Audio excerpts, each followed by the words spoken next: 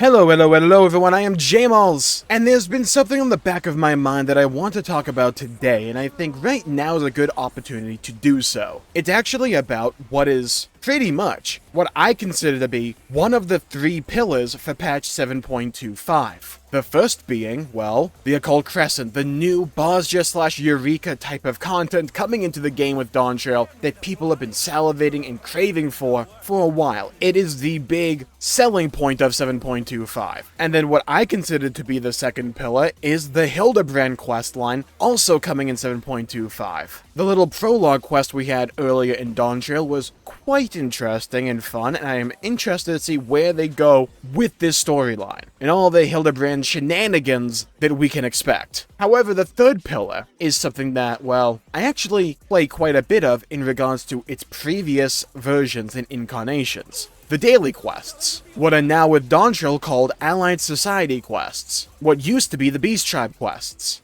And I think overall my excitement and interest in these types of quests, these types of quest lines overall, has really started to dwindle ever since Endwalker. Now, I quite like the dailies in Endwalker, where you were essentially forming a cafe at the end of the universe. That one was particularly interesting to me, I liked it a lot. The others, though, were kind of bleh for me. And having played the Pelu Pelu one for Dawntrail, it's just kind of okay. Like, it's fine, it's there, it's not offensive, but it's not really lighting a fire within me, it's not really exciting me at all, and I don't think content like this is necessarily meant to. But I do think they should be something that more people should look forward to than they currently are. And I think a good amount of the reason why the overall excitement and interest in like these daily quests has started to really dwindle, at least in my experience. Again, I can only speak from my own personal experience and what I've seen and what I've picked up on. But to me, at least, it does seem as if excitement, even for myself, has really started to wane when it comes to these kinds of quests. And I think that's because they're getting pretty stale. You can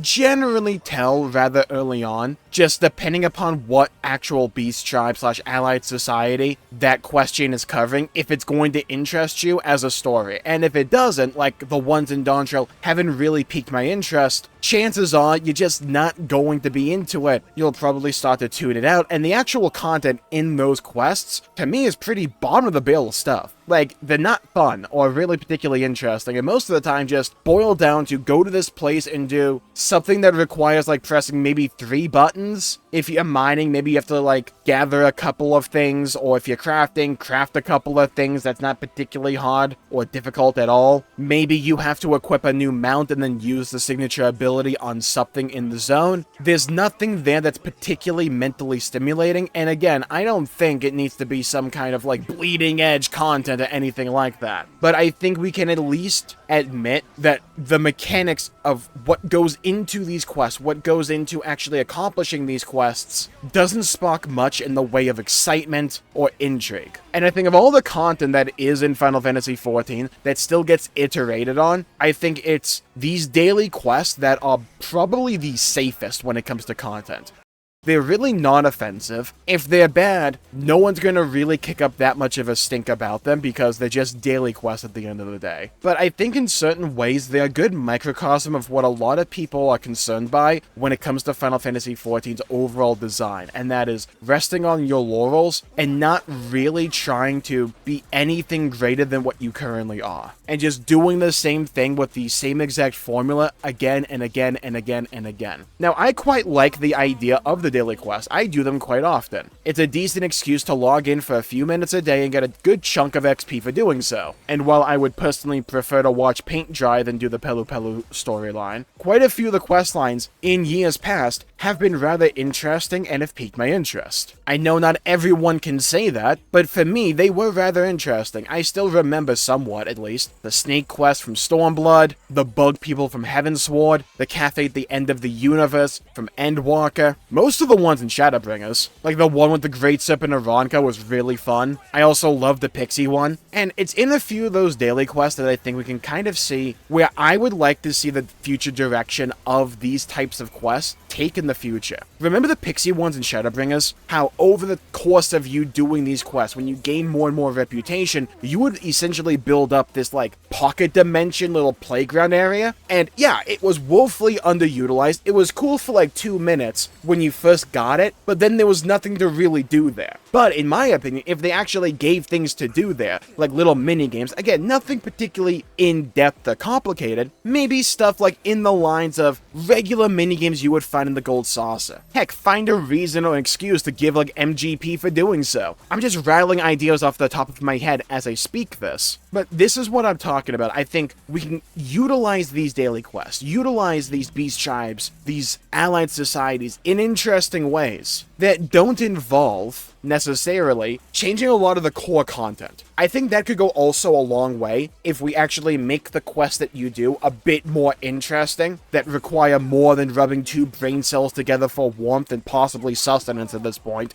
if I have to do another Pelu Pelu quest. Like, off the top of my head, imagine for the Pelu Pelu quest, because they're being framed as you're developing a tourism industry for that zone, how cool would it have been if instead of just writing the manatee to a bunch of NPCs and hitting like one button to do a cool little flip, how cool would it have been to have actually done a show where you have a crowd of onlookers watching you pull off tricks in the air or something, or having to go through like a light obstacle course in the air to go through various hoops. Nothing complicated, nothing particularly difficult or anything like that, just something that can be framed as cool, instead of, oh, it's a quest where I get on a mount, go to an NPC and hit the 1 button. Oh, it's a quest where I go to a zone, look for a bit, might get a mob I have to kill. That's what I'm really going for here. I think there's a lot more room here to just have fun with quests like this, because they've had fun with these quests before. Now, granted, we're not talking about a piece of content that will ever be like the most hyped feature for a patch. That's just probably never going to happen unless the patch is really crap.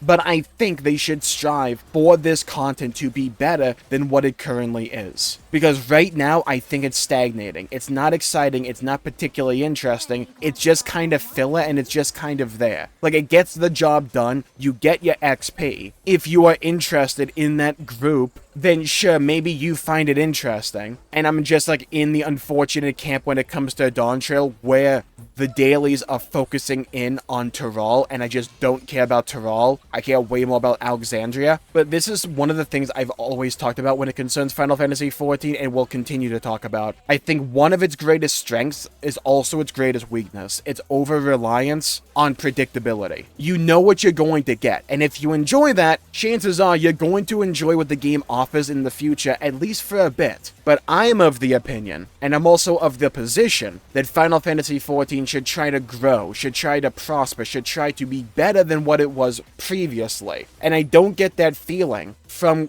Beast Tribes, the Allied Society, or the daily quest system overall. And like I said before, in a lot of ways, it feels like a microcosm of a lot of Final Fantasy XIV's issues, in terms of being overly predictable, in terms of not being particularly exciting when it comes to new content, being as safe as humanly possible. I think Final Fantasy XIV needs to take more risks. Let me restate that. I think Final Fantasy XIV should take more risks, because I love this game and I think it can be even better than what it currently is. Now look, there's a reason I'm talking about it right now, because in the grand scheme of things, this isn't that big of a deal at all, right? And I feel when it comes to like the internet, and when it comes to a lot of videos you can find online, people try and make things a bigger deal than they actually are. Like, if you praise something, that means it's like the next Messiah come down to bless us and take us out of this burning hellfire of a world.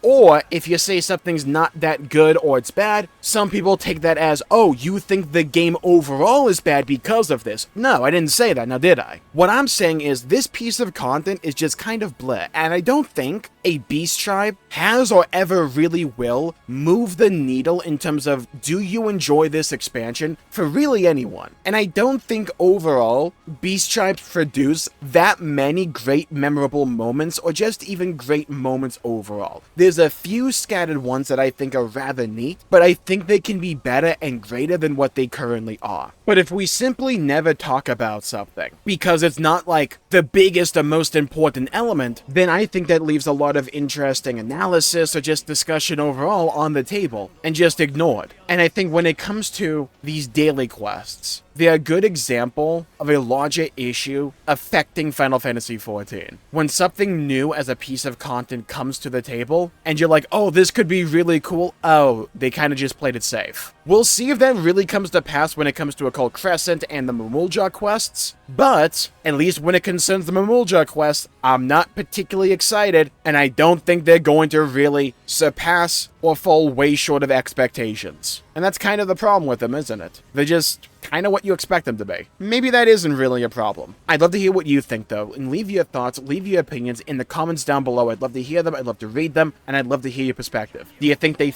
are fine as is? Do you wish they experimented? Do you wish they tried something else with them? I'd love to hear your thoughts and hear your opinions and hear your perspectives. Thank you, everybody, for tuning in. My pleasure making the video. If you enjoyed it, please leave a like and subscribe. It really helps the channel out and helps support future content, and I greatly appreciate it. Stay safe, have a great day, and I'll see you all next time. Bye-bye, everybody, until we meet again!